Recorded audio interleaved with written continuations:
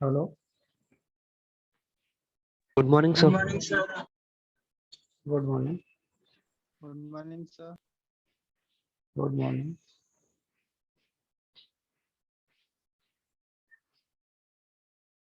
Good morning. Electric field due to solid non conducting sphere, ये अपन ने पढ़ लिया था। और कैविटी वाला कंसेप्ट भी सीख लिया था। अगर नॉन कंडक्टिंग सॉलिड स्फीयर के अंदर स्फेरिकल कैविटी बना दी जाए तो उस कैविटी के अंदर इलेक्ट्रिक फील्ड यूनिफॉर्म हो जाती है, रो बाई 3 एप्सिलॉन नॉट इनटू ए। एक से ज्यादा अगर कैविटी बना दी जाए तो भी किसी पॉइंट पे इलेक्ट्रिक फील्ड कैसे फाइंड करते हैं वो सवाल भी किया था। वही थे शायद लास्ट सवाल था, लास्ट क्लास में लास्ट क्वेश्चन था। तो एक से ज्यादा कैविटी वाला ही सवाल था शायद। क्यों? यस सर, 3 कैविटी बनाई। हाँ हाँ, 3 कैविटी बना दी थी। ठीक है। और नॉन कंडक्टिंग सॉलिड स्फीयर के अंदर अपन एक टनल वाला सवाल भी करते हैं, वो भी कर लिया था, टाइम पीरियड वाला। तो ये 2 बेसिक सवाल इसमें बनते हैं। ठीक है। अब देखो, इलेक्ट्रिक फील्ड की कैलकुलेशन अपन सिलेंडर के लिए भी करेंगे, हॉलो सिलेंडर, सॉलिड सिलेंडर। लेकिन उससे पहले देखो हमें कुछ और सीखना है। तो आज की क्लास की जो पहली हेडिंग है, जो नेक्स्ट टॉपिक हमें सीखना है, वो ये है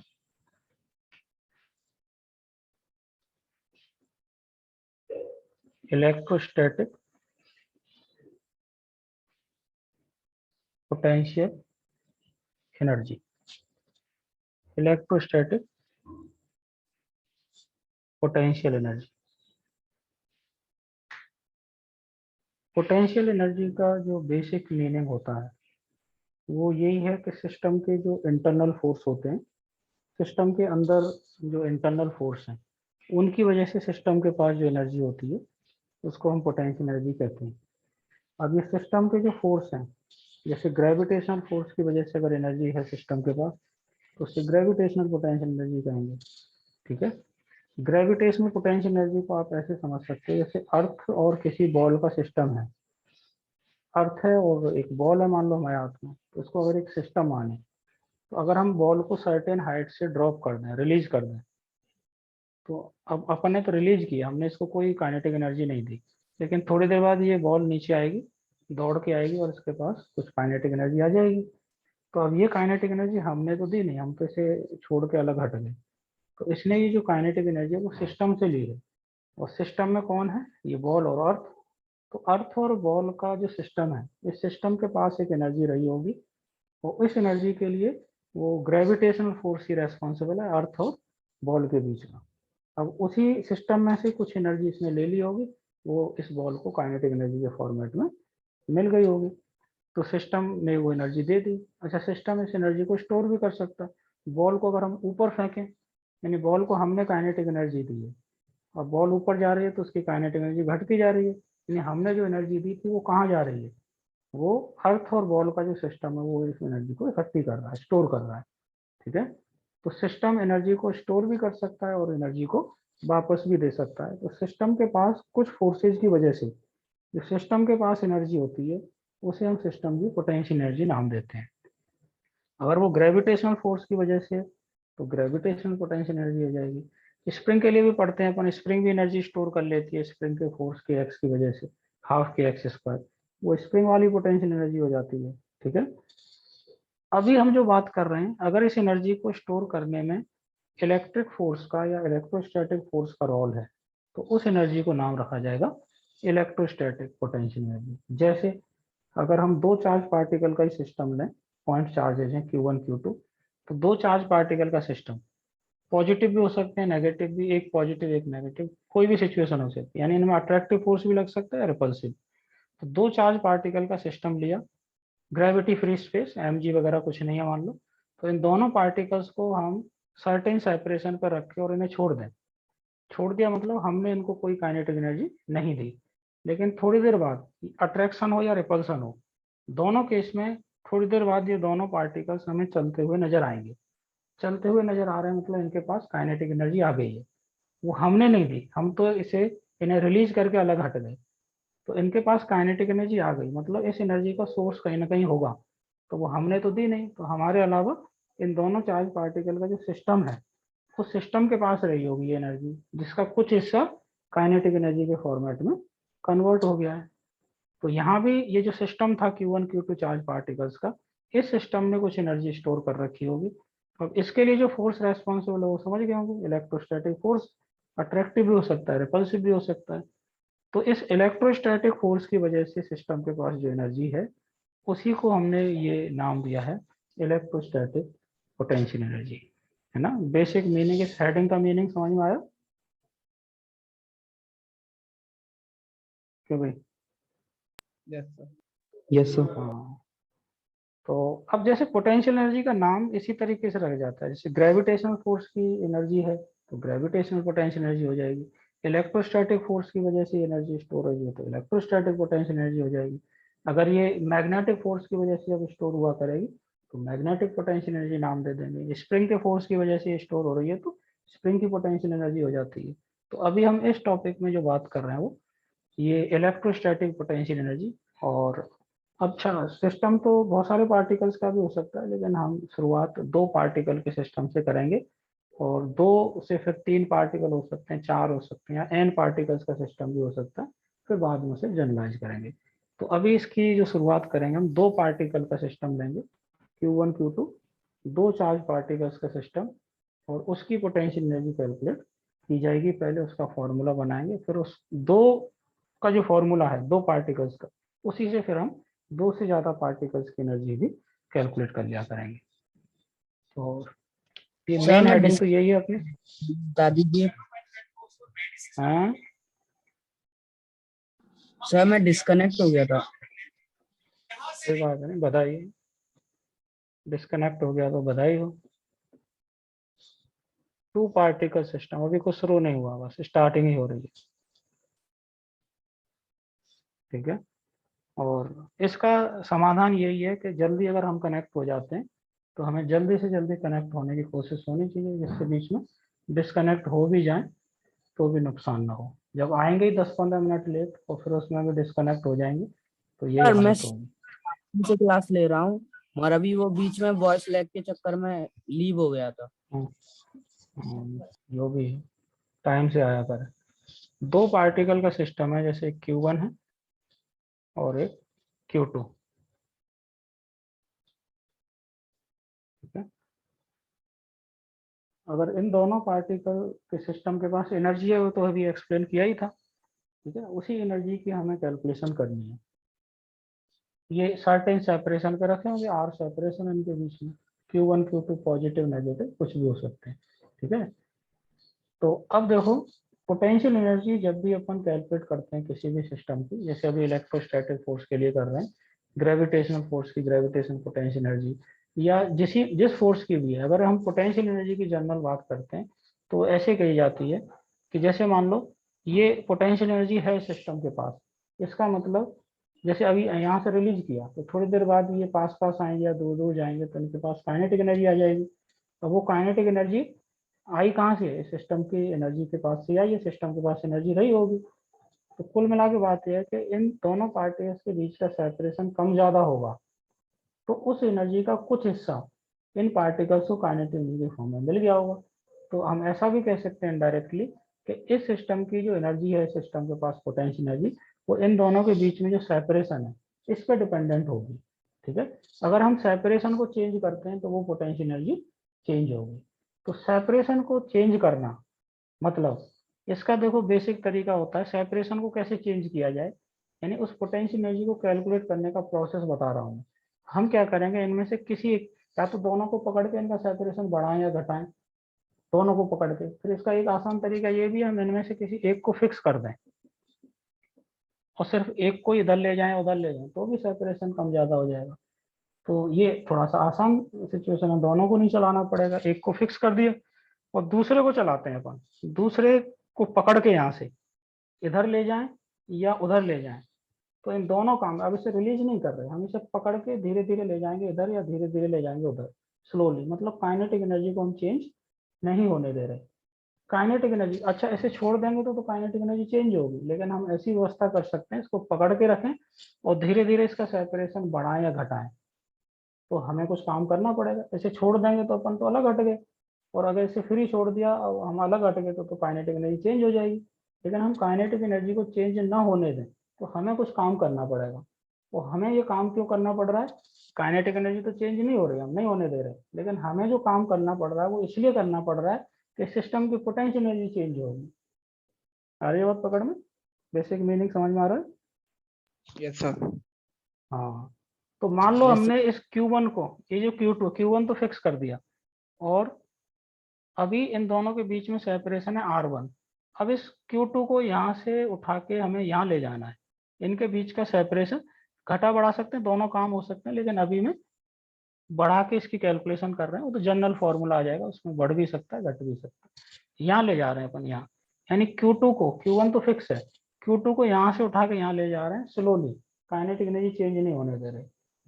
तो इसमें जो एक्सटर्नल एजेंट को जो वर्क डन करना पड़ा होगा, एक्सटर्नल एजेंट को, वो work done is equal to होगा इसकी change in potential energy. Change in potential energy final वाले सेपरेशन R2 पे पोटेंशियल एनर्जी माइनस R1 पे पोटेंशियल एनर्जी। ठीक है, तो उसी से इसकी कैलकुलेशन होगी।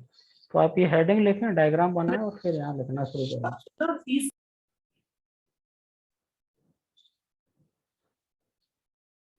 डायग्राम बन जाए तो बता देना मुझे, छोटा सा डायग्राम। और फिर ऐसे लिखेंगे, लिखो जरा, the work done by external agent, the work done by external agent to move, work done by external agent to move charge Q2 from R1 to R2, work done by external agent to move charge Q2 from R1 to R2 slowly, from R1 to R2 slowly, is equal to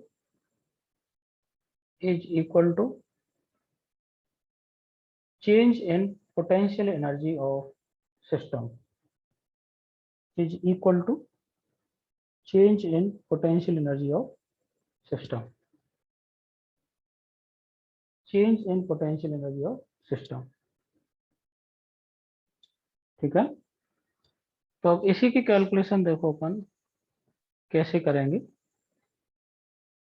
external agent ने कितना work done किया, वो अगर हम कहीं से ढूंढ के ले आए तो वो इज इक्वल टू हो जाएगा change in potential energy. Change in potential energy मतलब ऐसे लिख रहे हैं, देखो से डब्ल्यू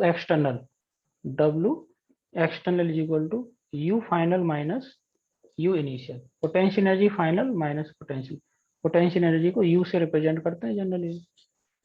तो potential energy final minus potential energy initial, तो पोटेंशियल एनर्जी फाइनल को मैं ऐसे भी लिख सकता हूँ, potential energy at R2 separation minus potential energy eight R1 separation, that should be equal to work done by external agent. External agent ने कितना वर्क डन किया, ठीक है। अब देखो अपन आते हैं इसी काम पर। मान लो ये ए से बी ले गए, इसे ए से बी पे ले जा रहे हैं, तो ए पे सेपरेशन R1 है और ए बी पे जाके ये R2 हो गया। तो जब इसे ए से बी पे ले जा रहे होंगे, अभी आप पॉजिटिव चार्ज ही मान के कर लेते हैं, फिर जनरल फॉर्मूला आ जाएगा, वो जनरलाइज हो जाएगा, किसी भी चार्ज के लिए वैलिड होगा वो। फिर तो अभी क्या करते हैं, हमने पॉजिटिव ही मान लिया, तो अगर हम इसे रिलीज कर देंगे, मान लो छोड़ देंगे इसे, और ये दोनों मान लो पॉजिटिव है सपोज, तो इनके बीच में जो इलेक्ट्रोस्टैटिक फोर्स लगेगा वो ऐसे लगेगा, रिपल्सिव फोर्स एफ इलेक्ट्रोस्टैटिक। तो अगर हमने इसे छोड़ दिया तो ये इलेक्ट्रोस्टैटिक फोर्स इसे दौड़ा के ले जाएगा, धीरे धीरे नहीं जाने देगा, इसकी स्पीड बढ़ा देगा। तो हमें इसे दौड़ने नहीं देना, धीरे धीरे ले जाना है। तो एक्सटर्नल एजेंट को देखो कैसे फोर्स लगाना पड़ेगा, समझ गए होंगे। एफ एक्सटर्नल, इसके अपोजिट, यानी इसको कैंसिल करने के लिए लगाना पड़ा है। ये कैंसिल करेगा इसको, तभी तो ये धीरे धीरे जाएगा, इधर दौड़ के नहीं जाएगा। अरे बात पकड़ में, यस सर। है ना। तो अब देखो एक्सटर्नल एजेंट को कितना वर्क डन करना पड़ा है वो हमें ढूंढना है। तो हर मोमेंट पे ध्यान देना, हर मोमेंट पे एक्सटर्नल एजेंट को इतना फोर्स लगाना पड़ेगा जो इस एफ इलेक्ट्रोस्टैटिक को कैंसिल करता जाए, तभी बात बनती रहेगी, तभी ये धीरे धीरे जाएगा। काइनेटिक एनर्जी नहीं दौड़ चेंज होने देंगे हम। अब काइनेटिक एनर्जी चेंज नहीं होने दे रहे, तो जो भी हमें वर्क डन करना पड़ रहा है वो पोटेंशियल एनर्जी के चेंज के बराबर हो जाएगा। सिंपल सी बात है। सारी बात पकड़ में। Yes sir. Yes sir. तो अब देखो, अब ध्यान से देख के मुझे बताना जरा, जब ये चार्ज Q2 ए से बी की तरफ जा रहा होगा, तब इस पे जो इलेक्ट्रोस्टैटिक फोर्स लग रहा है, ये इलेक्ट्रोस्टैटिक फोर्स यहाँ से लेके यहाँ तक जाने में कांस्टेंट लगेगा या वेरिएबल होगा? Variable. Variable. F E is equal to होता है के Q1 Q2 by R square, जानते हैं अपन ये, है ना। अब Yes, R sir. चेंज होता जा रहा है, देखो यहाँ से यहाँ तक जाएगा तो R चेंज होगा। तो ये इलेक्ट्रोस्टैटिक जो है फोर्स वेरिएबल है, और इतना ही हमें एक्सटर्नल एजेंट से फोर्स लगवाना है। तो एक्सटर्नल एजेंट को जो फोर्स लगाना पड़ेगा वो भी वेरिएबल होगा, समझ गए। Yes sir. वेरिएबल फोर्स का वर्क डन हम कैसे पता करते थे, वो देखो याद हो किसी को, UR1 इंटीग्रेशन करते हैं। F D R. Constant force का वर्क डन तो डायरेक्ट आ जाता है फोर्स मल्टीप्लाइड बाय डिस्प्लेसमेंट से, लेकिन जब फोर्स वेरिएबल होता है तो फिर हमें ये ऐसा इंटीग्रेशन करना पड़ जाता है। एफ एक्सटर्नल और D R cos theta, F और डी आर के बीच का एंगल होता है ये थीटा, ठीक है। तो अब देखो ये लगा देते हैं फॉर्मूला, और बढ़िया सा देखते का आंसर आ जाएगा। इंटीग्रेशन एफ एक्सटर्नल कितना है अपने पास, के Q1 Q2 by R square और डी आर, और देखो एफ एक्सटर्नल तो उधर है, ऐसे लगाना पड़ रहा है, और पार्टिकल जा रहा है इधर, तो डी आर इधर होगा, डिस्प्लेसमेंट इधर। तो बताइए एफ एक्सटर्नल और डी आर के बीच में एंगल कितना नजर आ रहा है? 180। 180 डिग्री। cos 180, और cos 180 होता है माइनस, आप जानते ही हो। और हमें देखो ए से बी पे जाना है, तो आर की लिमिट R1 से लेके R2 तक, R1 से R2, ये आर की लिमिट रख देंगे, ठीक है।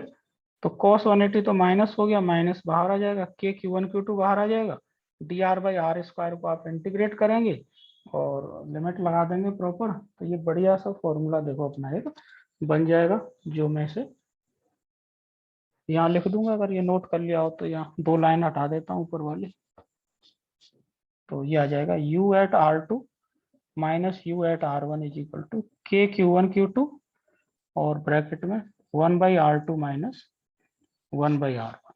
ये फॉर्मूला आपको याद करना है, ये किस चीज का फॉर्मूला है वो देखो, मैं फिर से बता देता हूँ। दोनों चार्ज पार्टिकल का जो सिस्टम है, इनके बीच का सेपरेशन R1 से बढ़ा के हमें R2 करना है। तो इसकी पोटेंशियल एनर्जी कितनी चेंज हो गई होगी, R2 वाली पोटेंशियल एनर्जी माइनस R1 वाली, ये होती है चेंज इन पोटेंशियल एनर्जी। उसका फॉर्मूला भी, और ये W एक्सटर्नल भी है, सही मायने में देखें तो ये W एक्सटर्नल भी यही है, एक्सटर्नल एजेंट को कितना वर्क डन करना पड़ा वो भी यही है। तो यहाँ तक जरा इसे नोट कर लें, और फिर इस फॉर्मूले को थोड़ा सा और सिंप्लीफाई करेंगे हम।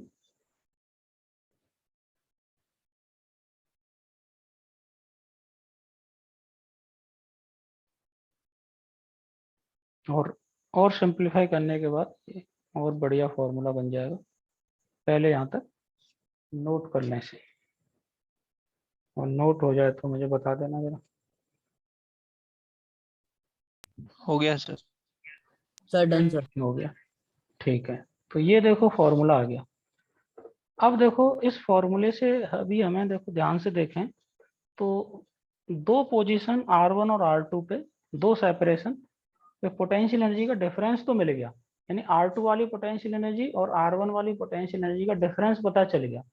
अभी हमें ये नहीं पता चला कि भाई R सेपरेशन पे या R1 सेपरेशन पे एनर्जी कितनी होगी, या R2 पे, इंडिविजुअल नहीं पता चलेंगे। अभी डिफरेंस तो आ गया, अब इंडिविजुअल ये अगर हमें पता करनी है कि भाई R1 पे कितनी है, R2 पे कितनी है, या किसी R सेपरेशन पे कितनी है, तो फिर हमें इस पोटेंशियल एनर्जी का ओरिजिन एक डिफाइन करना पड़ेगा। ओरिजिन मतलब वो जगह जहाँ पोटेंशियल एनर्जी जीरो मानी जाएगी। तो इस स्टडी में दो चार्ज पार्टिकल का जो सिस्टम है, इसकी पोटेंशियल एनर्जी का जो ओरिजिन है वो लिया जाता है इन्फिनिटी पे, यानी इनफाइनाइट सेपरेशन। ये एजम्पशन है, देखो यहाँ एजम्पशन ये लिया जा रहा है, सब लोगों ने मिलके ये एजम्पशन मान लिया है कि at R is equal to infinity, U is equal to zero, यानी इन दोनों चार्ज पार्टिकल्स के बीच में सेपरेशन इन्फिनिटी हो जाएगा। तो सेपरेशन इन्फिनिटी हो जाएगा तो थोड़ा सा आप इसे इमेजिन भी कर पा रहे होंगे, सेपरेशन इन्फिनिटी का मतलब इनका इंटरेक्शन खत्म हो गया है ना। इन्फिनिटी पे जाके तो फील्ड जीरो ही हो जाती है, इंटरेक्शन ही खत्म हो गया, तो इस सिस्टम के पास कोई एनर्जी नहीं रहेगी। यानी जिस फोर्स की वजह से ये एनर्जी है वो फोर्स ही खत्म हो जाएगा इन्फिनिटी सेपरेशन होके। तो पकड़ पा रहे हो इस बात को? Yes sir. तो ये एजम्पशन गलत भी नहीं है, सही भी है, कि जब इनके बीच का सेपरेशन इनफाइनाइट हो जाएगा, वहां उस जगह पर पोटेंशियल एनर्जी का ओरिजिन लेना है, यानी वहां की पोटेंशियल एनर्जी हमें जीरो लेनी है। तो देखो मैं क्या करता हूँ इसमें, ये जो R1 R2 है इनमें से एक को इन्फिनिटी ले लेंगे और एक को कुछ R सेपरेशन ले लेंगे, तो हमें उस R सेपरेशन की एनर्जी फिर पता चल जाएगी इसी फॉर्मूले से। तो मैं इस फॉर्मूले में क्या रखता हूँ, if R1 is equal to R और R2 is equal to infinity, तो क्या बन जाएगा देखो, R2 इन्फिनिटी तो ये हो जाएगा U एट इन्फिनिटी माइनस ये हो जाएगा U at R is equal to K Q1 Q2 और 1 अपॉन R2 कितना ले लिया हमने इन्फिनिटी, तो 1 अपॉन इन्फिनिटी तो जीरो ही हो जाएगा, माइनस 1 बाई R। ठीक है, अब U इन्फिनिटी यानी U R इन्फिनिटी कर दिया तो ये U इन्फिनिटी जीरो ले लिया, तो ये तो जीरो हो गया, माइनस ये U R मतलब जो R सेपरेशन की एनर्जी K Q1 Q2 और ये माइनस आ जाएगा और R, और ये माइनस माइनस बन गया प्लस, तो ये आ गया देखो अपना बढ़िया formula, U at separation R, यानी इन दोनों चार्ज के बीच का सेपरेशन जब R होगा तब की एनर्जी है, या सिर्फ इसे U भी कह सकते हैं, that will B K Q1 Q2 by R। ये फॉर्मूला तैयार हो गया, ये है ज्यादा काम आने वाला फॉर्मूला। अब इससे हमें पता चल गया कि भाई जब इन दोनों पार्टिकल्स के बीच का सेपरेशन स्मॉल r होगा तब इस सिस्टम की कितनी एनर्जी होगी, वो फॉर्मूला आ गया। हर सेपरेशन पे हम इस सिस्टम की पोटेंशियल एनर्जी फाइंड कर पाएंगे। ठीक है, अब ये जनरलाइज हो जाएगा फॉर्मूला, जनरल फॉर्मूला है ये। अब इसमें एनर्जी है, देखो एनर्जी तो हम जानते हैं स्केलर क्वांटिटी, इसमें डायरेक्शन वायरेक्शन का कोई रोल नहीं है, लेकिन Q1 Q2 पॉजिटिव नेगेटिव कुछ भी हो सकते हैं, तो ये साइन के साथ रखे जाएंगे इसमें, तो एनर्जी पॉजिटिव भी आ सकती है नेगेटिव भी आ सकती है, और इन्फिनिटी सेपरेशन पर जाके ये जीरो भी हो जाएगी। ठीक है, तो ये है अपने काम का फॉर्मूला। अब इस फॉर्मूले में आप R इन्फिनिटी रख के चेक भी कर लो, आर अगर इन्फिनिटी रखेंगे तो ये 0 आ जाएगा। मतलब ये फॉर्मूला तभी तक वैलिड है जब तक इनफाइनाइट सेपरेशन की एनर्जी 0 मानी जाएगी, और ये मानते ही हैं अपन इसमें। ठीक है, आई बात पकड़ में? Yes sir. ठीक है, तो अब देखो इसी फॉर्मूले पे थोड़ी सी चर्चा करेंगे और इसके फिर सवाल वाल भी बनेंगे अब आगे। ये जनरल फॉर्मूला हो गया किसी भी चार्ज पार्टिकल का सिस्टम है। अब ये नहीं चिंता करनी पॉजिटिव नेगेटिव क्या है, इसमें साइन के साथ वैल्यू रख देंगे तो अपने आप अपना साइन के साथ आंसर आ जाएगा। पॉजिटिव एनर्जी, नेगेटिव एनर्जी, यानी कुछ भी हो सकता है। पॉजिटिव नेगेटिव एनर्जी का मतलब हमें पॉजिटिव वर्कडन भी करना पड़ सकता है, नेगेटिव वर्कडन भी करना पड़ सकता है, तो अपने आप ये साइन के साथ आ जाएगा, हमें इस पर बहुत ज्यादा चिंता नहीं करनी। ठीक है, तो अब देखो इस पे एक सवाल पूछ रहा हूँ, छोटा सा सवाल। ये जो फॉर्मूला अपना बन ही गया, ये रहा। इस फॉर्मूले दो पार्टिकल का सिस्टम है। अच्छा, दो पार्टिकल के सिस्टम की एनर्जी है, ये पूरे सिस्टम की, दोनों की मिला जुला के, दोनों की, Q1 की भी है, Q2 की है, या पूरे सिस्टम की। तो कई बार इसको देखो एक नाम और दे देते हैं, उससे कंफ्यूज नहीं होना। इसको देखो इलेक्ट्रोस्टैटिक पोटेंशियल एनर्जी तो इसका नाम है ही, लेकिन एक नाम और दे देते हैं इसको, इंटरेक्शन एनर्जी। इंटरेक्शन यानी दो चार्ज पार्टिकल के सिस्टम या दो पार्टिकल्स का इंटरेक्शन है, उसकी वजह से ये एनर्जी है। तो इंटरेक्शन एनर्जी भी इसका कहीं कहीं नाम आपको देखने को मिल जाएगा, तो उससे डरने की जरूरत नहीं है। अब मैं देखो एक छोटा सा सवाल पूछ रहा हूँ, एक स्टेटमेंट बोल रहा हूँ, उस स्टेटमेंट को आप बताना है ट्रू फॉल्स। दो चार्ज पार्टिकल का जो सिस्टम है उसकी पोटेंशियल एनर्जी का ये फॉर्मूला हो गया। तो क्या मैं ये कह सकता हूँ, ये स्टेटमेंट बना सकता हूँ कि दोनों चार्ज पार्टिकल्स के बीच का जो सेपरेशन है वो बढ़ाएंगे तो सिस्टम की पोटेंशियल एनर्जी घटेगी। Is it true sir. Yes sir. True? Yes sir. सबको सही लग रहा है? सब लोग सहमत हैं इससे?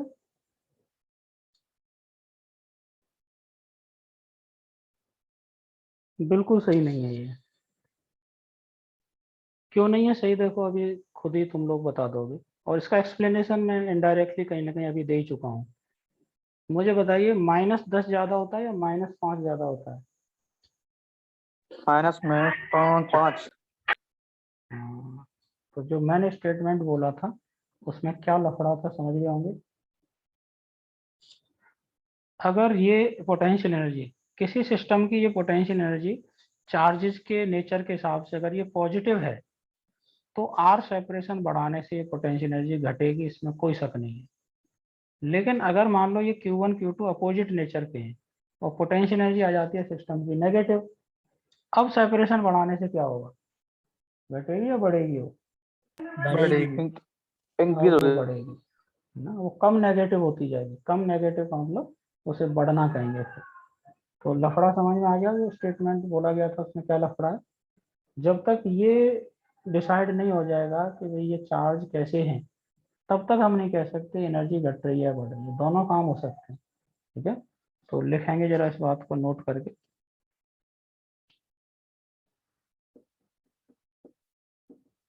देखो, on increasing separation between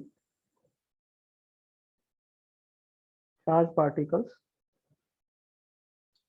on increasing separation between charged particles, the potential energy of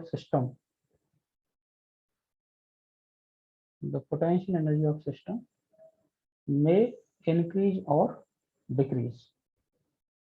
Potential energy of system may increase or decrease depending upon nature of charges. Depending upon nature of charges. आ गई बात समझ में? Yes sir. ठीक है, तो बढ़ना घटना तब तक हम नहीं डिसाइड कर पाएंगे जब तक ये नहीं पता कि भाई चार्ज कैसे हैं, पॉजिटिव या नेगेटिव। अच्छा, दोनों पॉजिटिव हो गए या दोनों नेगेटिव हो गए तो पोटेंशियल एनर्जी पॉजिटिव ही आएगी। फिर तो आर के बढ़ाने से पोटेंशियल एनर्जी घटेगी ही। लेकिन अगर कोई एक पॉजिटिव एक नेगेटिव अपोजिट नेचर की हो गई तो फिर आर को बढ़ाने से पोटेंशियल एनर्जी बढ़ेगी, ना कि घटेगी, कम नेगेटिव होती जाएगी, मतलब उसे बढ़ना कहते हैं। और सबसे ज्यादा जीरो होगी इन्फिनिटी पे, इनफाइनाइट सेपरेशन पे जाके जीरो हो जाएगी, वो सबसे बड़ी वैल्यू होगी, क्योंकि उससे पहले तो नेगेटिव होंगी सब, है ना,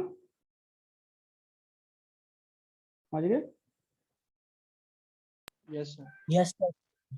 ठीक है, तो चलो ये तो दो पार्टिकल की बात होगी। दो पार्टिकल का अगर सिस्टम है तो उसकी पोटेंशियल एनर्जी हम ऐसे पता कर लेते हैं।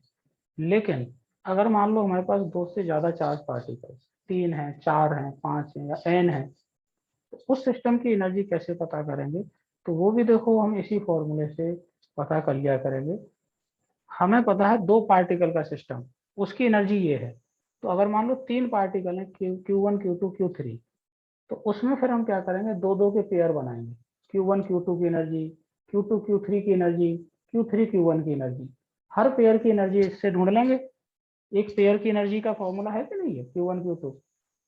तो अब देख लेंगे कि भाई उस पूरे सिस्टम में कितने पेयर बने हुए हैं, और हर एक पेयर की एनर्जी पता कर लें हम, और उस सब सारे पेयर्स की एनर्जी को साइन के साथ, जैसे साइन है पॉजिटिव नेगेटिव जो भी है, साइन के साथ ऐड कर दें तो पूरे सिस्टम की टोटल एनर्जी हमें पता चल जाया करेगी। तो कितने भी पार्टिकल्स हों, फिर तीन चार पांच कितने भी एन पार्टिकल्स हों, तो एन पार्टिकल का अगर सिस्टम होगा तो उसकी एनर्जी भी देखो हम इसी फॉर्मूले से ढूंढ लेते हैं। लेकिन थोड़ा सा काम बढ़ जाता है।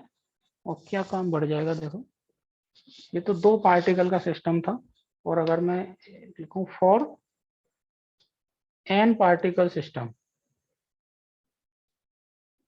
एन पार्टिकल सिस्टम, तो ये क्या बन जाएगा, एन पार्टिकल्स का सिस्टम है तो सबसे पहला काम क्या करेंगे, number of pairs. N particles में दो दो के पेयर देखो कितने बन जाएंगे। आप मैथ के स्टूडेंट हैं तो ज्यादा कुछ बताने की शायद जरूरत पड़ेगी नहीं। एन पार्टिकल्स में दो दो के पेयर बनाए, आप मैथ पढ़ते ही होंगे, होता है कि नहीं, ये दो दो के पेयर बनाए जाएंगे तो N N minus one by two. तो भाई यस यस तो नहीं, नहीं पता तो ये होता है, ये मान लो। और मैथ में ये शायद एक बहुत बढ़िया टॉपिक आता है, उसमें खूब सिखाते हैं इसे, परम्यूटेशन एंड कॉम्बिनेशन, है ना, प्रोबेबिलिटी से पहले। हो सकता है अभी शायद नहीं पढ़ा हो, लेकिन उसमें NC2 वगैरह ऐसी कुछ चीजें जानते हो? Yes sir. तो वो ये सब कुल मिला के बात है कि दो दो के पेयर कितने बनेंगे वो इससे संख्या पता चल जाएगी। जैसे मान लो दो ही पार्टिकल है, n इक्वल टू 2 है, तो 2 into one divided by two, two से टू कैंसिल, वन, एक ही पेयर होगा। दो पार्टिकल है तो एक ही पेयर होगा। तीन पार्टिकल हो गए मान लो, तो 3 into two by two, two से टू थ्री बचेगा, पेयर हो जाएंगे तीन। Q1 Q2 Q3 के तीन पेयर होंगे, Q1 Q2 Q2 Q3 Q3 Q1, ठीक है। ऐसे ही चार पार्टिकल होंगे तो 4 इंटू थ्री बाई टू, तो छह पेयर आ जाएंगे, एंड सो ऑन। तो जितने भी पार्टिकल्स हैं उसी के हिसाब से पेयर पता कर लें, और हर पेयर की एनर्जी पता करनी पड़ेगी, और फिर उन सबको ऐड कर देंगे तो टोटल एनर्जी आ जाएगी U is equal to sum of energy of each pair. ठीक है, ये सम कर दिया जाएगा सारे पेयर्स की एनर्जी, और अपना अब जब सम कर रहे होंगे तो साइन के साथ रखेंगे अपने आप, हर पेयर की एनर्जी चार्जेस की नेचर के हिसाब से पॉजिटिव नेगेटिव जो भी होगी वो आती जाएगी। फॉर एग्जाम्पल, जैसे मैं कुछ ऐसे सिस्टम बना रहा हूँ इसमें पार्टिकल्स दो से ज्यादा हैं, दो हैं तो फिर तो उसमें कुछ करना ही नहीं, direct formula K Q1 Q2 by R। लेकिन दो से ज्यादा पार्टिकल्स का अगर सिस्टम है तो क्या स्थिति बनेगी, देखिए।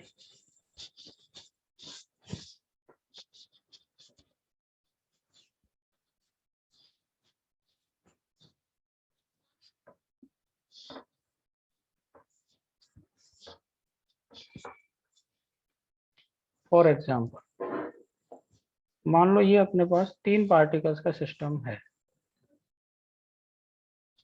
ये रहा, एक, दो, तीन, plus q plus q plus Q, equilateral triangle के कॉर्नर्स पर रख दिए 3 पार्टिकल, और सवाल अपना होगा फाइंड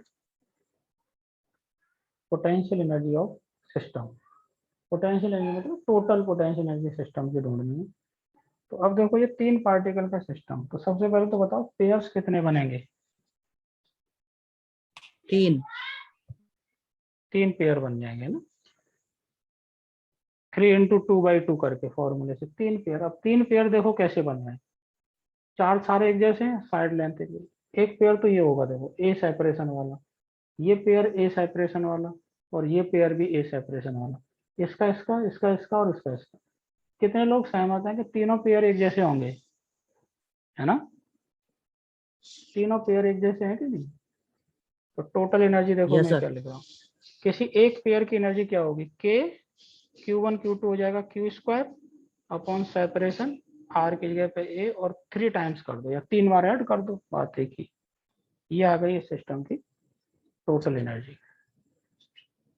अगर मान लो सिचुएशन ऐसी है, ऐसी स्थिति है, ये प्लस क्यू, ये प्लस क्यू, ये प्लस क्यू, ये वाली साइड ए है, ये वाली साइड ए है, तो ये √2a हो जाएगी, आप जानते हैं।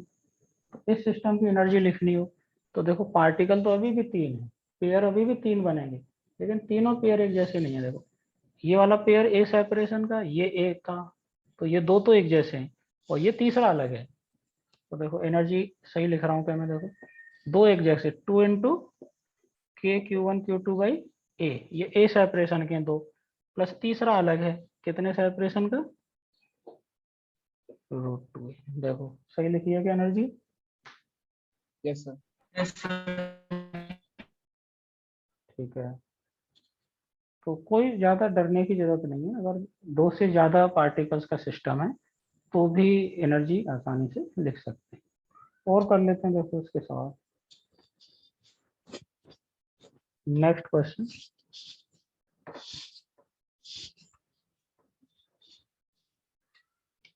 नेक्स्ट क्वेश्चन ये देखो, ये है स्क्वायर और 4 पार्टिकल का सिस्टम बना दे, plus q plus q plus q plus q, और सेपरेशन साइड लेंथ ए। इस सिस्टम की एनर्जी लिखनी, फाइंड एनर्जी ऑफ सिस्टम। तो 4 पार्टिकल का सिस्टम, तो पेयर कितने बनेंगे ये बताओ? 4 पार्टिकल का 4 पेयर, ये कौन नशे में बैठा है बिल्कुल? 6 सर, 6। 6 बनेंगे। सिर्फ जल्दी, सबसे जल्दी बोल देना ही सफिशिएंट नहीं होता, ये भी जरूरी होता है कि हम क्या बोल रहे हैं। तो पेयर का फॉर्मूला होता है n इंटू एन माइनस 1/2। तो 4 पार्टिकल है तो n 4, 4 इंटू 3/2 करके 4 कभी नहीं आता, वो 6 आता है। तो 6 पेयर बनेंगे। 6 में देखो कैसे है, एक ये, 2, 3 और 4, ये 4 पेयर तो एक जैसे नजर आ रहे होंगे। कितने सेपरेशन वाले हैं? ए सेपरेशन वाले, ए सेपरेशन वाले 4 पेयर। बाकी 2 देखो कहाँ है, एक ये डायगोनली। और एक ये। ठीक है, तो देखो 6 पेयर हो गए कि नहीं, 1 2 3 4, एक ये 5 और एक ये 6। तो 4 एक जैसे हैं और ये 2 एक जैसे होंगे शायद, है ना? Yes sir. तो 4 तो ए सेपरेशन वाले, और 2 ये सेपरेशन कितना होता है, √2a।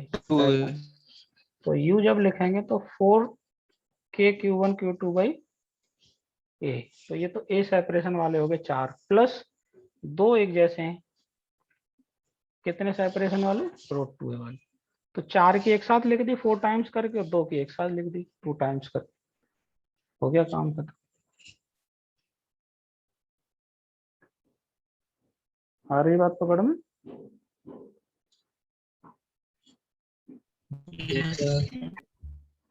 ठीक है, तो फिर तो ये करना, देखो नेक्स्ट क्वेश्चन। नेक्स्ट क्वेश्चन में देखो, ये आप जानते होंगे रेगुलर हेक्सागन बोलते हैं इसे, रेगुलर हेक्सागन, और 6 पार्टिकल रख दिए जा रहे हैं इसके कॉर्नर। 6 पार्टिकल्स का सिस्टम है, plus q plus q plus q, और साइड लेंथ है इसकी ए साइड लेंथ है। 6 पार्टिकल्स का सिस्टम होगा। सवाल अपना बोलिए, फाइंड एनर्जी ऑफ सिस्टम। इस सिस्टम की एनर्जी ढूंढनी है। तो 6 पार्टिकल का सिस्टम, एन हो गया 6, तो पेयर्स कितने मिल रहे हैं? 15. 15, 15 पेयर, सही है। 15 पेयर देखो, आइडेंटिफाई करो कौन से कितने कितने सेपरेशन वाले हैं। ए सेपरेशन वाले तो 6 नजर आ गए होंगे सीधे, है ना? Yes, sir. देखो, ए ए ए ए, ये सेपरेशन, ये तो 6 हैं ही सीधे, इनमें तो कोई दिक्कत नहीं। ठीक है, 6 पेयर तो ये हो गए। अब देखना बाकी पेयर कैसे मिलेंगे, ध्यान देना जरा, ध्यान देना। देखो, इनको एक एक छोड़ के मिलाएं, जैसे ये मिला दिया, इससे ये मिलाया, एक एक कॉर्नर छोड़ के मिलाएं। इससे ये मिलाएंगे ऐसे, इससे इसको मिलाएंगे, इससे इसको मिलाएंगे, इससे इसको मिलाएंगे, और इससे इसको मिलाएंगे। तो पहले तो ये बताओ, ये साइड लेंथ अगर ए है तो ये लेंथ कितनी होती है रेगुलर हेक्सागन में, जानता है कोई? √3a. √3a. √3a। तो √3a सेपरेशन वाले कितने आएंगे? देखो, 1 2 3 4 5 और 6, एक एक छोड़ के मिला के देख पा रहे हैं या नहीं? यानी इस तरह की लाइन बनाओगे एक एक छोड़ के, तो ये 6 लाइन आएंगी, बना के देख सकते हो ना? Hello, Yes, sir. तो Sir. सेपरेशन वाले 6 हो गए, और √3a सेपरेशन वाले 6 हो गए, तो 6 और 6 12, और टोटल से 15। तो बाकी 3 कहाँ बचे? देखो, आमने सामने मिलाओ, इसको सीधा सामने वाले से मिला दो, तो ये लेंथ कितनी होती है बताओ? 2a. 2a. 2a। तो देखो, आमने सामने इसको मिलाएंगे 1, इसको आमने सामने मिलाएंगे 2, इसको आमने सामने मिलाएंगे 3, तो आमने सामने मिला के सिर्फ 3 आएंगे। कितने सेपरेशन वाले? 2a वाले। तो 6 ए सेपरेशन वाले, 6 √3a सेपरेशन वाले, और 3 2a सेपरेशन वाले। 6 6 12 3 15, मिल गए 15 पेयर। Yes, sir. 15 ही तो आ रहे थे टोटल। तो यू लिखवाओ जरा, 6 एक साथ लिख देंगे ए सेपरेशन वाले, 6 k² a प्लस 6 एक साथ लिख दिए जाएंगे, k² √3a √3 प्लस 3 एक साथ लिख दिए जाएंगे, k² 2a। 2। ये हो गई सिस्टम की टोटल एनर्जी। तो देखने में बड़े भारी भरकम सा लगता है, लेकिन काम इसमें आसान ही होता है। बहुत सारे पेयर एक जैसे हो जाते हैं, इसलिए देख के जो एक से कितने कितने सेपरेशन के कितने पेयर हैं ये चेक करना होता है। तो इसमें ए सेपरेशन वाले इतने पेयर हैं, √3a वाले इतने हैं, 2a वाले इतने हैं, तो ऐसे करके काम चल जाता है। ठीक है, यस सर। ठीक है, चलो और करते हैं। देखो, इसमें एक सवाल, अगला सवाल देखो ये है, थोड़ा सा और बढ़ा देते हैं। देखो संख्या,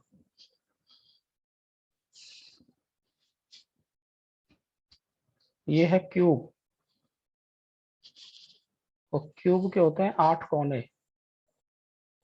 ये बन गया क्यूब, और 8 कॉर्नर्स पे 8 चार्ज रख दिए जाएंगे।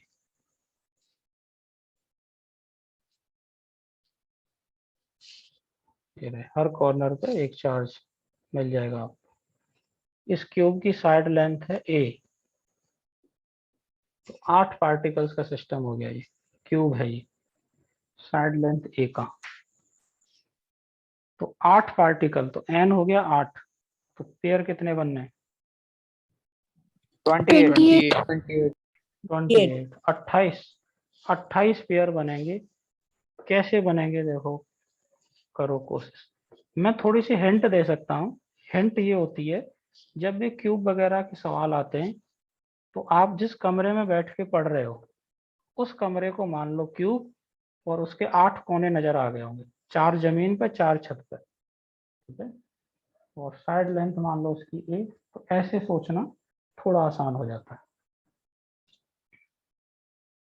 ढूंढो जरा ए सेपरेशन वाले पेयर कितने हैं, बाकी और सेपरेशन आएंगे कुछ।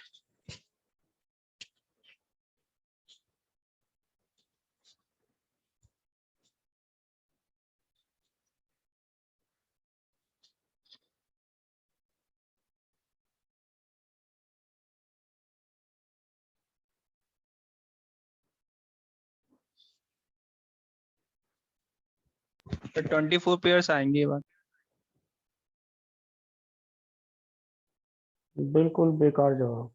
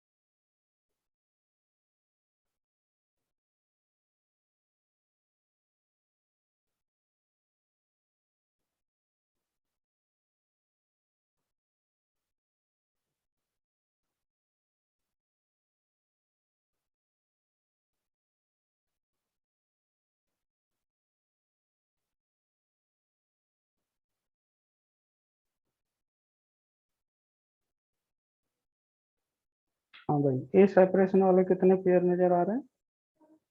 8। 12 12। सब 12। बिल्कुल सही। जो मुझे लग रहा है लोग कमरे में नहीं बैठे, कहीं बाहर रोड बोर्ड पे बैठे हैं शायद। कमरे में बैठ के कमरा नहीं देखा जा रहा दुष्टों से। 4 साइड नीचे बनती हैं जमीन पे, 4 ऊपर बनती हैं छत पे, 4 4 8, और ये 2 और इधर नहीं बची हैं, 2 ये, 2 इधर और 2 इधर वर्टिकल वाली। 4 नीचे 4 ऊपर 8। अब 4 इधर और 4 उधर, और मत गिन लेना। अब इधर की 2 ही बची हैं, ये 2 तो पहले ऑलरेडी गिन चुके हैं। तो ये जो साइड है, ये वाली ए सेपरेशन वाली, ये इनको नहीं गिन पा रहे कितनी है ये? काउंटिंग भी भूल गए क्या? ये साइड ये नहीं गिन पा रहे जनता, कितनी नजर है? 12 नहीं होती है क्यूब में, और इनको गिनने के क्या होता है? तो रटा होना चाहिए। ठीक है, यस सर। तो ए सेपरेशन वाले तो 12 हो गए। अब पेयर 28 है, देखो कैसे ढूंढ के लाएंगे बाकी। अब देखो रूट ध्यान 2 देना, वाले 12 रूट 2a हाँ वाले भी रूट 2 12। ए वाले, रूट 2 ए वाले भी 12 होंगे, शाबाश। और 2 ठीक रूट है, 2 वाले 4। 2 रूट 2 नहीं होता, वो रूट 3 ए होता है। रूट 3 वाले भी। कैसा हाँ कैसा सर वो मैथ रूट पढ़ते 3 हो यार सॉरी। तुम, पता नहीं, है ना? अपोजिट कॉर्नर्स में लाए जाते हैं जो, वो रूट 3 होता है। ठीक है, वो 4 बनेंगे, है ना? जब वो ऊपर वाले कोने को नीचे वाले कोने से मिलाओ, और इधर नीचे वाले को इधर, तो जो अपोजिट डायगोनल आते हैं कमरे में, वो 4 आएंगे। गिन सकते हो कि नहीं? Yes sir. तो 12 12 24 और 4 28 हो तो गए। तो देखो ए सेपरेशन वाले और रूट 2 वाले कौन से होंगे, देखो ध्यान दो। जैसे ये एक कोई सा भी एक फेस ले लो, इस फेस के ऐसे ये डायगोनल, ये वाले डायगोनल, फेस वाले डायगोनल, यानी कमरे की जो दीवारें हैं, तो एक कोई भी दीवार ले लो, ये वाली दीवार, तो इस पे देखो 2 डायगोनल आएंगे इस दीवार पे। ठीक है, और इस तरह की कितनी दीवारें होती हैं? 6। 4 तो दीवार है, एक छत और एक जमीन, तो 6 फेस होते हैं क्यूब के, और हर फेस पे 2 आएंगे ये रूट 2 ए वाले। तो रूट 2 ए वाले हो गए 12, और 12 ए वाले थे, 12 12 24। और देखो इस कोने को इस कोने से मिलाएंगे, और इस वाले कोने को उससे मिलाएंगे। इस तरह के 4 आते हैं कमरे में, देख लेना वाले ही। देख पा रहे हो? इसीलिए कह रहा हूँ कमरे में जहाँ बैठे हो उस पर नजर डाल लेना। छत वाले एक कोने को फ्लोर वाले सामने वाले नीचे वाले कोने से मिला के देखो, एक ये हो गया। और छत वाले दूसरे कोने को इधर वाले नीचे कोने से मिलाओ, दूसरा, और 2 इधर से आएंगे सर। वो रूट 3 सेपरेशन के होते हैं। तो कैसे लिखेंगे energy? लिखवाओ total 12 K Q square by A plus 12 K Q square by root 2a plus कितने बचे 4 के क्यू स्क्वायर बाई रूट 3। काम खत्म हो गया बस, इतना सा काम था इसका।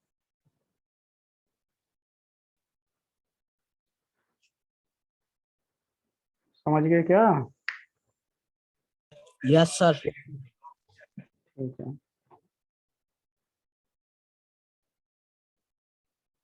चलो समझ गए तो अच्छी बात है। अब ये तो देखो, दो से ज्यादा पार्टिकल्स अगर हैं तो उस सिस्टम की एनर्जी हम कैसे पता कर लेते हैं, उसके कुछ सवाल हमने कर लिए, पेयर बना बना के सिस्टम की एनर्जी ढूंढ ली जाती है। अब कुछ सवाल देखो, हम दो पार्टिकल्स का जो सिस्टम था उसी के लिए कुछ और सवाल बनते हैं, थोड़े से अच्छे सवाल भी होंगे उसमें। जैसे बड़ा ही कॉमन सा आसान सा सवाल देखो मैं दे रहा हूँ, उसी का फिर धीरे धीरे लेवल बढ़ा देंगे। हमारे पास देखो एक चार्ज पार्टिकल है प्लस कैपिटल Q, जो अपनी जगह पर फिक्स है यहाँ, और ये लाइन है इधर से। ये चार्ज पार्टिकल फिक्स है और ये जो स्पेस है ये ग्रेविटी फ्री स्पेस, मतलब mg वाला फोर्स आपको नहीं लेना। तो ये जो फिक्स वाला चार्ज पार्टिकल है, इससे कुछ डिस्टेंस पे जाके एक पॉजिटिव चार्ज पार्टिकल m मास का यहाँ से रिलीज कर दिया जाता है कुछ डिस्टेंस पे, यहाँ से a डिस्टेंस पे मान लो, यहाँ से a डिस्टेंस पे इस पार्टिकल को रिलीज कर दिया। रिलीज का मतलब इनिशियल स्पीड 0, वेलोसिटी ठीक 0। है। हाँ, तो अब जैसे इस पार्टिकल को यहाँ से रिलीज किया, तो मुझे बड़े आसानी से आप बता दो ये यहीं पड़ा रहेगा या चलेगा, और चलेगा तो इधर लेफ्ट में या राइट में? राइट में चलेगा। राइट में। देखो ऐसे ऐसे चलता जाएगा, रिपल्सिव फोर्स लगेगा ऐसे, तो इस लाइन में सीधा स्ट्रेट लाइन पाथ, यानी ऐसे फोर्स आएगा और इधर ही इसकी वेलोसिटी आ जाएगी, तो इस लाइन में ही सीधा चलता जाएगा। तो अभी तो चलो इसके पास स्पीड 0 है, लेकिन इसे रिलीज कर दिया तो थोड़ी देर बाद इसके पास स्पीड आ जाएगी कि नहीं? Yes sir. और इसका सेपरेशन भी बढ़ गया होगा। तो मान लो ये सेपरेशन अभी a है, वो तो फिक्स है उधर वाला, तो ये सेपरेशन a से बढ़ के जब 2a हो गया होगा, तब इसके पास कुछ स्पीड आ गई होगी, यहाँ पहुंच गया और स्पीड आ गई इसके पास v, और सेपरेशन हो गया पूरा 2a। तो सवाल अपना यही है, find speed when separation will become 2a। Find speed when separation will become 2a। तो बहुत ही आसान कंसेप्ट समझ लो, ये एनर्जी कंजर्वेशन या एनर्जी का हिसाब किताब लेके ऐसे सवाल किए जाते हैं। यानी टोटल इनिशियल एनर्जी सिस्टम की, total energy initial is equal to total energy final. Initial मतलब जब ये यहाँ था, और फाइनल मतलब यहाँ पहुंच गया। तो जब ये पार्टिकल यहाँ था तो पार्टिकल यहाँ पड़ा हुआ है रेस्ट पे अभी, तो पूरे सिस्टम की टोटल एनर्जी लिखेंगे जब ये पार्टिकल यहाँ था। टोटल में आती है काइनेटिक एनर्जी और पोटेंशियल एनर्जी। तो बताइए इनिशियली इस पार्टिकल की काइनेटिक एनर्जी कितनी है? 0 प्लस, अब टोटल एनर्जी लिख रहे हैं, काइनेटिक 0 प्लस पोटेंशियल। अब देखो इस सिस्टम की पोटेंशियल एनर्जी, दो पार्टिकल का सिस्टम है और ए सेपरेशन है और दोनों पॉजिटिव है, तो K Q Q by A is equal to, ये टोटल एनर्जी समझ में आ गई सबके, इनिशियल वाली इज इक्वल टू, बाद में देखो क्या होगा फाइनल एनर्जी। जब ये पार्टिकल यहाँ से चल के यहाँ आ गया एम मास का, तो अब इसके पास काइनेटिक एनर्जी आ गई क्या? कितनी? Half M V square plus potential energy, देखो यहाँ पहुंच गया ये, तो अब सेपरेशन बढ़ के कितना हो गया 2a, तो पोटेंशियल एनर्जी क्या हो गई कोई सिस्टम की, के क्यू क्यू बाई 2a। अब इसको उधर ले जाके इसे सॉल्व वगैरह कर लो और v आ जाएगा अपना आंसर, रूट के अंदर आएगा कुछ। किसी ने ढूंढा हो तो बताओ मुझे। K Q K capital Q small Q by M A. ऐसा लग रहा है ये हो गया सर। तो किसी भी चार्ज पार्टिकल को अगर हम किसी दूसरे चार्ज पार्टिकल के फील्ड में या फोर्स में रिलीज कर दें, तो वो जब दौड़ने लग जाएगा तो कुछ समय बाद उसके पास जो स्पीड आ जाएगी वो हम कैसे ढूंढते हैं, उसका बेसिक कंसेप्ट मैंने इस सवाल से सिखाया है। Energy conservation, total initial energy is equal to total final. Total energy में दो पार्ट आएंगे एनर्जी के, काइनेटिक प्लस पोटेंशियल। तो जैसे ये इनिशियल वाली टोटल लिखी है तो इसमें 0 है काइनेटिक वाला पार्ट और ये पोटेंशियल है, बाद में भी काइनेटिक प्लस पोटेंशियल। सवाल समझ में आ गया क्या? Yes sir. ठीक है, चलो अब देखो, इसमें देखो ऐसा सवाल भी हो सकता है। नेक्स्ट क्वेश्चन में कुछ ऐसा है,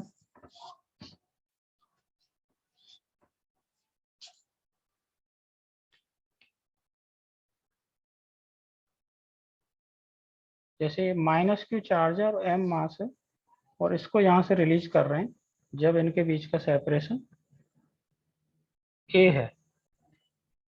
अब किधर जाएगा ये तो फिक्स है, वो नेगेटिव है।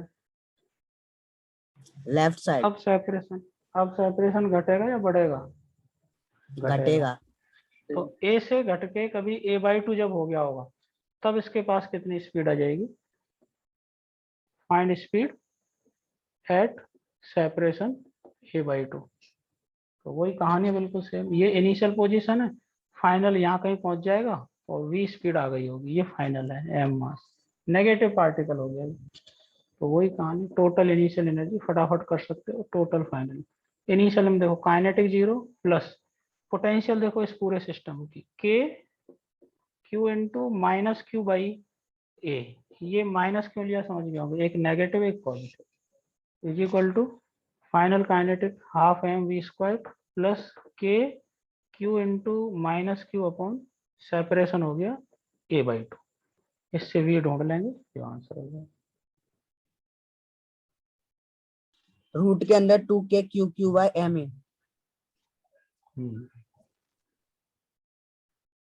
ठीक है, बाकी लोग भी देखो यही आ रहा है, Yes, sir. √2kq/m सही लग रहा है मुझे। तो कोई फर्क नहीं पड़ता चार्ज पार्टिकल जो दूसरा है वो नेगेटिव है या पॉजिटिव है, सवाल एक जैसे बनता है। नेक्स्ट क्वेश्चन देखो क्या है। नेक्स्ट क्वेश्चन कुछ ऐसा है,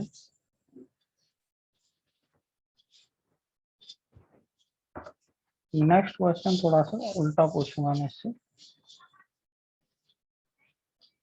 ये लाइन और ये है एक पॉजिटिव चार्ज पार्टिकल m मास का और ये इन्फिनिटी पे है अभी, यहाँ से इससे इन्फिनिटी डिस्टेंस पे है, लार्ज डिस्टेंस। ठीक है, इन्फिनिटी मतलब यहाँ पोटेंशियल एनर्जी 0 होती है।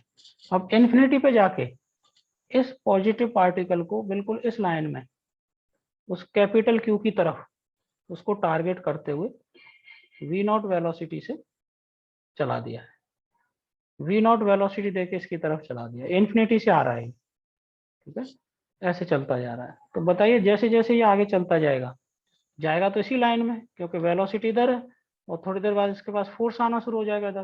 तो फोर्स और वेलोसिटी के बीच में एंगल 0 या 180 होता है, तो पाथ स्ट्रेट लाइन होता है, तो स्ट्रेट लाइन में चलता जाएगा। लेकिन ये रिटार्ड होगा या एक्सलेट होगा? रिटार्ड होगा। रिटार्ड होगा। क्यों? देखो इन दोनों के बीच में फोर्स आएगा रिपल्सिव और वेलोसिटी इधर है, तो ये स्पीड घटती जाएगी। ठीक है, तो घटते घटते घटते घटते मान लो यहाँ जाके 0 हो गई स्पीड, तो जैसे इसकी स्पीड 0 होगी तो क्या ये यहीं पड़ा रह जाएगा? नो सर, वापस लौट के नहीं, वापस लौट जाएगा फिर रिपल्सिव फोर्स की वजह से। तो कुल मिला के बात यह है कि मैं ये कह सकता हूँ कि जितनी ज्यादा स्पीड देंगे उतना ही इससे ज्यादा नजदीक जाके रुकेगा। Yes sir. Yes sir. थोड़ी कम स्पीड देंगे तो यहीं रुक जाएगा, थोड़ी ज्यादा स्पीड से भेजेंगे तो यहाँ जाके लौटेगा, और ज्यादा स्पीड से देंगे तो यहाँ तक पहुंच जाएगा, यहाँ से लौटेगा, और ज्यादा स्पीड दे देंगे और नजदीक पहुंच जाएगा। तो जहां इसकी स्पीड 0 हो जाएगी वहां से लौटेगा। तो जहां इसकी स्पीड 0 हो रही है, क्या वही जगह उस कैपिटल Q से सबसे नजदीक वाली जगह होगी इसकी, closest approach? Yes sir. Yes sir. वही बताना है हमें। सवाल लिखो, फाइंड द मिनिमम सेपरेशन या क्लोजेस्ट अप्रोच भी कह सकते हैं। Find the minimum separation between charges, minimum separation between charges.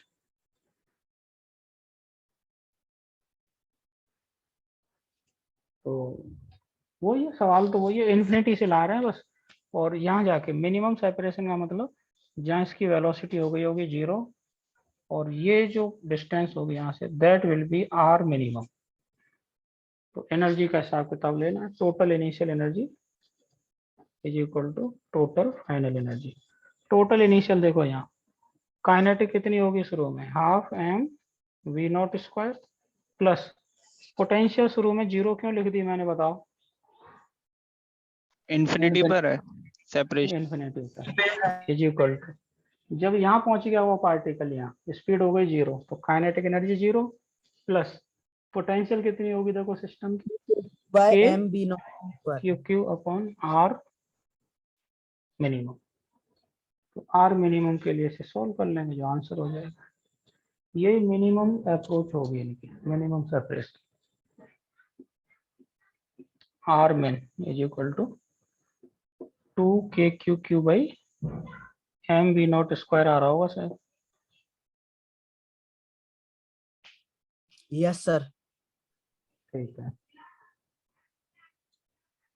तो अगर थोड़ी सी हिम्मत जुटा लें और 11th क्लास का एक छोटा सा टॉपिक अगर आप पचा पाए, तो इसका लेवल थोड़ा सा और बढ़ा दूं। थोड़ा हिम्मत से समझना पड़ेगा वो, हैं? यस बढ़ा सर। दूं थोड़ा लेवल और, ठीक है। इसमें देखो थोड़ा सा लेवल बढ़ने के बाद इसमें 11th क्लास का एक बड़ा ही इम्पोर्टेंट एक कंसेप्ट यहाँ काम आएगा। वो बड़ा कॉमन सा कंसेप्ट होता है, वैसे बहुत लोग जानते होंगे, नहीं जानते तो उसे हम आगे चल के सीखेंगे भी। देखो स्थिति थोड़ी सी चेंज कर रहा हूँ इसमें मैं। ये प्लस कैपिटल क्यू तो यहाँ फिक्स है, ग्रेविटी फ्री स्पेस है, वो सारी चीजें वही है। दूसरा डायग्राम देखो बनाता हूँ मैं थोड़ा नीचे इधर। ये है प्लस कैपिटल क्यू जो अपनी जगह पे फिक्स है, और ये देखो इस लाइन के अलोंग ये प्लस कैपिटल क्यू चार्ज यहाँ नहीं है, ये लाइन तो ऐसे जा रही है, ये रही, ठीक है। अब इस लाइन के यहाँ से ऊपर कहीं, यहाँ इस जगह से, ये जगह है, यहाँ पे है प्लस क्यू चार्ज एम मास का, इस लाइन से d डिस्टेंस ऊपर d, और इसको इधर की तरफ ऐसे भेज रहे हैं। मतलब ये चार्ज पार्टिकल है तो अभी भी इन्फिनिटी पे, लेकिन इन्फिनिटी से ये प्लस कैपिटल क्यू को टारगेट करता हुआ नहीं जा रहा, ये थोड़ा सा टारगेट मिस हो गया है, समझ पा रहे हो? Yes sir. तो सबसे पहले तो आपको ये बताना है कि इस चार्ज पार्टिकल का, ये चार्ज पार्टिकल ऐसे चलाया मैंने, इस स्मॉल क्यू और उस कैपिटल क्यू के बीच में कुछ फोर्स लगेगा रिपल्सिव। सबसे पहले तो मुझे ये चेक करके बताओ कि इस पार्टिकल का पाथ, जैसे पिछले सवाल में इस लाइन के अलोंग चलाया था तो स्ट्रेट लाइन में जा रहा था, तो क्या अभी भी इसका पाथ स्ट्रेट लाइन होगा या नहीं होगा?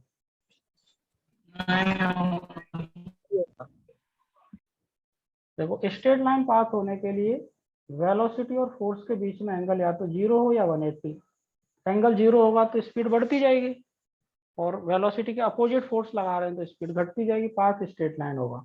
लेकिन अगर एंगल 0 और 180 के अलावा हो गया तो पाथ स्ट्रेट लाइन में रहता। तो चेक करिए जरा, तो वेलोसिटी तो इस लाइन में है, तो इन दोनों के बीच में जो रिपल्सिव फोर्स आएगा ऐसे, क्या वो भी इस लाइन में आएगा? No sir. अब नहीं आएगा। देखो इन दोनों को मिलाओगे ऐसे, ऐसे इमेजिन करना एक लाइन, तो ऐसे आएगा फोर्स, यूं कहीं ऐसे आएगा कि नहीं? Yes sir. Yes sir. और वेलोसिटी ऐसे। तो अब बड़े आसानी से समझ गए होंगे पाथ स्ट्रेट लाइन तो होगा नहीं, अब है ना। तो इस लाइन में, जैसे ये एक लाइन बना दी मैंने ऐसे ऐसे, क्या इस लाइन में जाएगा ये पार्टिकल? No sir. नो अब सर। इस लाइन में तो नहीं जा रहा, स्ट्रेट लाइन पाथ भी नहीं होगा, कर्व पाथ होगा। तो वो कर्व पाथ इस लाइन से ऊपर की तरफ मुड़ता होगा या नीचे की तरफ मुड़ता हुआ होगा? सर ऊपर की तरफ। ऊपर। क्योंकि ऐसे रिपल से फोर्स लग रहा है कि नहीं, तो ऐसे घूमेगा। देखो मैं इसका पाथ बना रहा हूं तो समझ जाना जरा, सही बात पकड़ में, यस सर। इस पाथ से जाएगा ये। तो पहला सवाल तो इसमें यही होता है, छोटा कंसेप्शन, कि पाथ स्ट्रेट लाइन होगा कि नहीं होगा। आप कहेंगे स्ट्रेट लाइन पाथ बिल्कुल भी नहीं होगा इसका, ठीक है। अब आते हैं अपन मेन मुद्दे पे।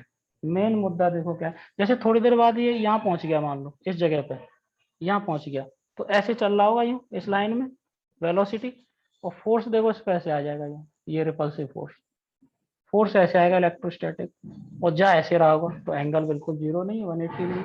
थोड़ी देर बाद जब यहाँ पहुंच जाएगा तो वेलोसिटी ऐसे होगी यहाँ टेंजेंशियल, और फोर्स ऐसे आएगा, समझ रहे हैं। तो यस देखो सर।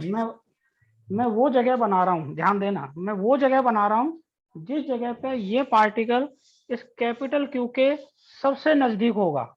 ध्यान देना जरा, ये पाथ है इसका, वो जगह ढूंढ के ला रहा हूं मैं जिस जगह पे ये कैपिटल क्यू के सबसे नजदीक होगा। देखो मैंने सही ढूंढी है क्या वो जगह, यानी जिस जगह पे वेलोसिटी ऐसे होगी, और वेलोसिटी और इन दोनों को मिलाने वाली जो लाइन है उनके बीच में एंगल 90 होगा, वो सबसे नजदीक वाली जगह होगी। उसके बाद इनके बीच का सेपरेशन बढ़ेगा, देखो समझ रहे, यस सर। यस देखो इस जगह से ये जो जगह है, ये वाली जगह, इस जगह से पहले इनके बीच का सेपरेशन घट रहा है या बढ़ रहा है, घट रहा है ना। देखो ये था, फिर ये हो गया, फिर ये हो गया, नहीं समझ पा रहे इस बात को। Yes sir. Yes sir.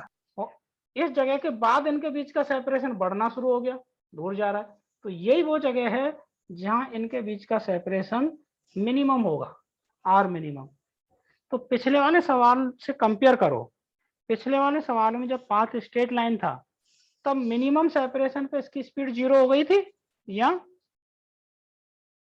Yes yes sir. Sir. लेकिन क्या अब इस सवाल में जब सेपरेशन इन दोनों के बीच में मिनिमम होगा तब इसकी स्पीड 0 होगी क्या? No sir. नहीं। No sir. तो अब हमें दो चीजें पता करनी पड़ेंगी, एक तो ये मिनिमम सेपरेशन बताना है, और दूसरा जब इनके बीच में सेपरेशन मिनिमम है तब इसकी स्पीड क्या है। अब दो चीजें पता करने के लिए हो गई। तो ये पूरा सिचुएशन तो मैंने एक्सप्लेन कर ली, अब सवाल लिखो, सवाल क्या हो, find minimum separation, find minimum separation and speed at that instant, speed at that instant। तो अच्छा, दो चीजें पता करनी होती हैं तो हमें दो इक्वेशन चाहिए, मानते हो। Yes sir. तो पिछले सवाल में तो एक ही चीज चाहिए थी हमें, एक ही चीज पता करनी थी, तो एक ही इक्वेशन था एनर्जी कंजर्वेशन का। अब यहाँ दो चीजें चाहिए हमें, दो चीजें फाइंड करनी है तो दो इक्वेशन चाहिए। अब दो में से एक तो एनर्जी कंजर्वेशन का होगा ही होगा, वो तो लगा ही दो। क्या है देखो एनर्जी कंजर्वेशन का इक्वेशन, वी और आर मिनिमम को रिलेट करने वाला, total initial energy is equal to total final energy, ये तो होगा ही होगा। इनिशियल देखो यहाँ लिखेंगे, टोटल इनिशियल, इनिशियल में काइनेटिक है half M we not square plus potential 0 क्योंकि इन्फिनिटी पे है, इज इक्वल टू फाइनल में काइनेटिक हो जाएगी half M V square, speed पहले वी नॉट थी जो तो दे रखी है, लेकिन वहां जाके वी हो गई चेंज हो गई, और प्लस पोटेंशियल एनर्जी हो जाएगी के क्यू क्यू बाई आर मिन।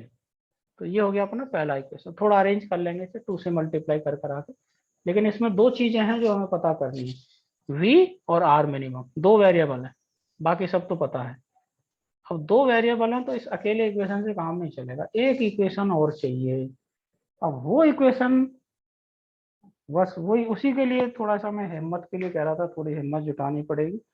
वो इक्वेशन अपने किसी एक बढ़िया कंसेप्ट से आएगा, और हिंट ये है कि 11th क्लास का एक कंसेप्ट है छोटा सा, उससे पकड़ में आएगा। कोई सोच पा रहा हो कुछ, कहाँ है वो दूसरा इक्वेशन, कहाँ छुपा हुआ है? बढ़िया कंसेप्ट भी बहुत अच्छा है वो 11th क्लास का, बहुत बढ़िया कंसेप्ट और बहुत बढ़िया चैप्टर का है।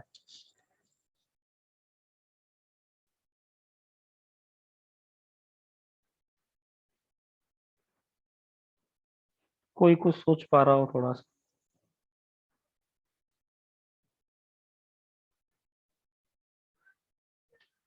ये है capital Q charge. Capital Q charge जहाँ रखा हुआ उस जगह को ओ नाम दे दो। ओ नाम दे दिया जरा। जब ये स्मॉल क्यू यहाँ आ गया होगा तो ऐसे फोर्स लगेगा, जब ये यहाँ पहुंच गया होगा तब इस पे ऐसे फोर्स लग रहा होगा, एफ ई बदलता जाएगा एफ ई, लेकिन लगेगा ऐसे।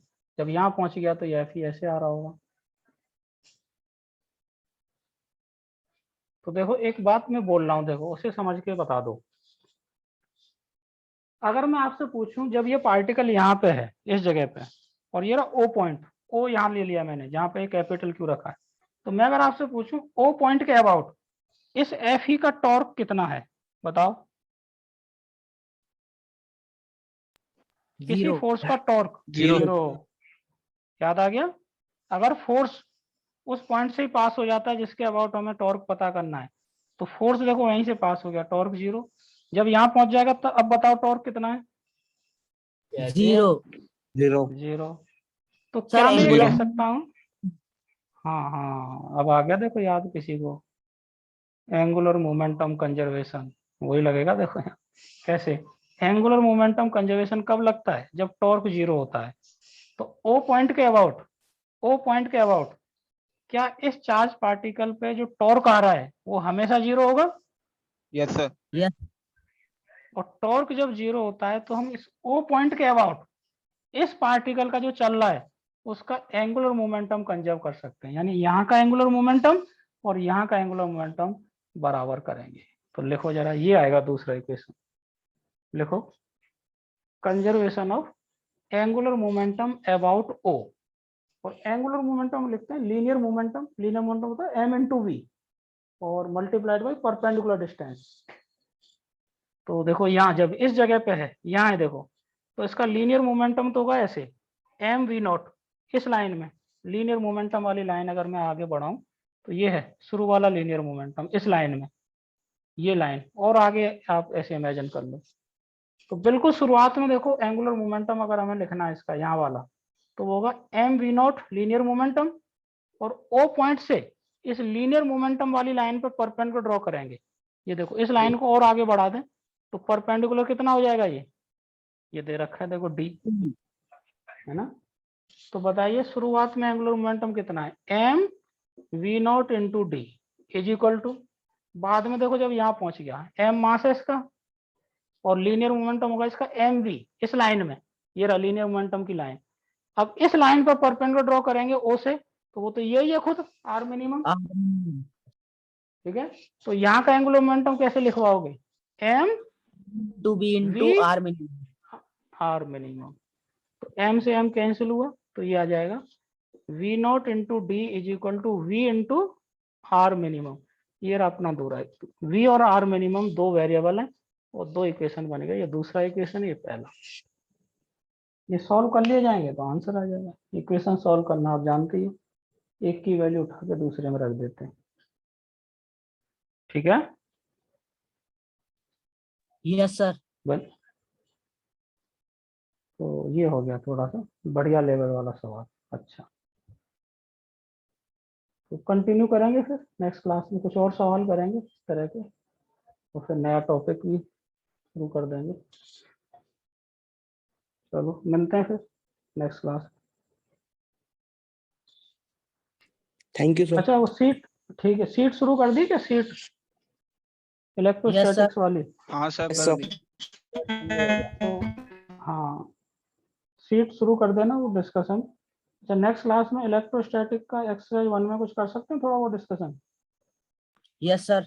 हाँ सर 2 सेक्शन हो गए ये हाँ, पूरा। तो ए और हाँ ठीक है 2 सेक्शन ए और बी एक्सरसाइज 1 के नेक्स्ट क्लास में तैयार रखना, ठीक है। Yes. चलो मिलते हैं फिर।